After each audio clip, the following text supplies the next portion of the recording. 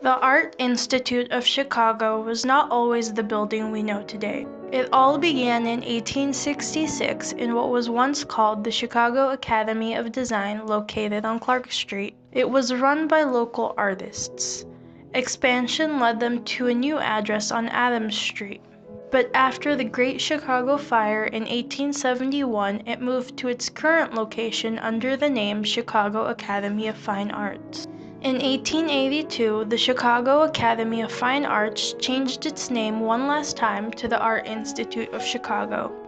The main building of the institute was built by Boston-based firm Shepley, Rudin, and Coolidge.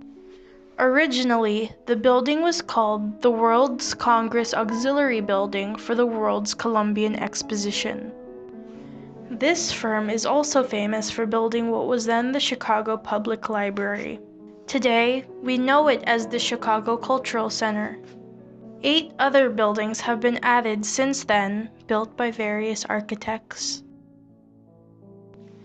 The 2 lions we see in front of the museum were gifts from Mrs. Henry Field when the museum opened at its current location. You may recognize the Fields from the Field Museum and Marshall Fielding Company. The 2 bronze lions were made by Edward Kemys. The lions don't have official names, but are referred to by their stance. The South Lion is called stands in an attitude of defiance, while the North Lion is called on the prowl. It is said that rubbing their tails is good luck. If you want to hear more about their day, follow them on Twitter, @ChicagoLions.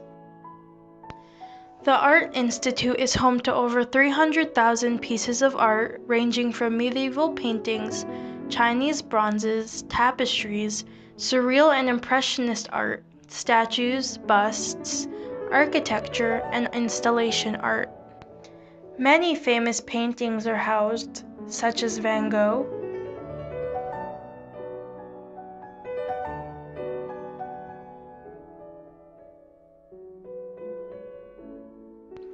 Rembrandt van Rijn, Edouard Manet,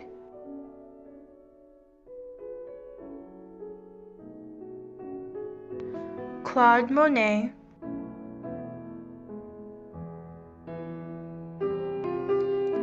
Henri de Toulouse-Lautrec,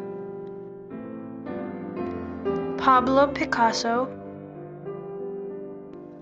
A Sunday on Le Grand Jappe by Zora Seurat, American Gothic by Grant Wood, Two Sisters on the Terrace by Pierre-Auguste Renoir, Night Hawks by Edward Hopper, The Child's Bath by Mary Cassatt, Dorothea and Francesca by Cecilia Beau, Paris Street, Rainy Day by Gustave Caillebotte. Recently, the Institute had an entire exhibit on the works of René Magritte. Currently, the paintings American Gothic, Two Sisters, and The Child's Bath are on loan and not available until November 27th. Instead, you can view Byzantine art from Greek collections, art from the Spanish Empire, ghosts and demons in Japanese print, over 800 paperweights, and pieces of Chicago architecture. The Art Institute is located on South Michigan Avenue in the heart of Millennium Park. Because of its location, it is very accessible to visitors. The large building takes up 2 blocks, making it stand out amongst the surrounding park and buildings. It has also been awarded Best Museum in the World by TripAdvisor, something they advertise proudly. The lions which stand in front definitely catch the attentions of those passing by. For me, I find the Romanesque design very intriguing. It's such an out-of-place design that I want to go in.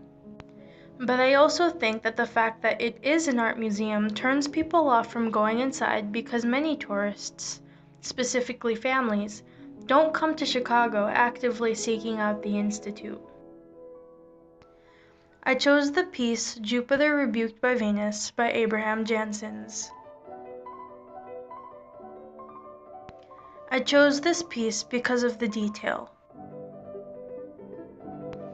I looked up some of Janssens' other work and none of them showed as much clear detail as this one.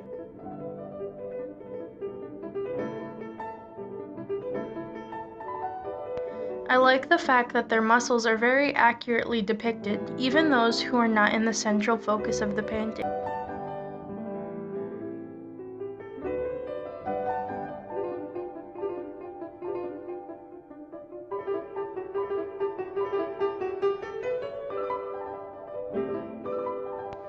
I really like the use of light and shadow.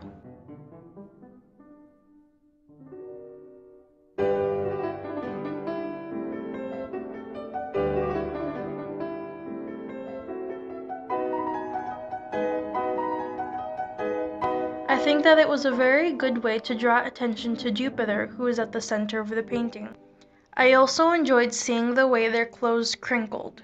I think that it's kind of a humanizing factor because the people in the painting are Roman gods and goddesses. Usually in paintings, the gods and goddesses are depicted with complete perfection. I think the only thing that this painting lacks is the amount of inference you can make. Even the plaque on the wall next to it said they had to assume what it was about. Overall, Jupiter Rebuked by Venus was definitely one of my favorites.